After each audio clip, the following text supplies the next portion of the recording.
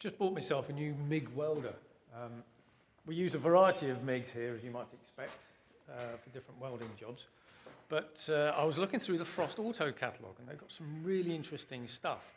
A lot of it comes from Eastwood, and I've bought this Eastwood MIG 175. And the reason for that is it comes with a spool gun. No, it's not a sci-fi ray gun. It is actually a way of feeding wire directly from that spool there to the MIG tip and not through the liner. It's currently set up for aluminium, and one of the problems of running aluminium through MIG is that it snags in the liner, and there's some other problems as well. But this spool gun solves that problem. I've only just got the thing, so it's not set up on a proper trolley yet or anything. I'm still getting used to the controls, but so far the results have been really, really good. So for MIG welding aluminium, it's a win. Have a look at the Frost Auto catalogue. There's some cool, really good stuff there.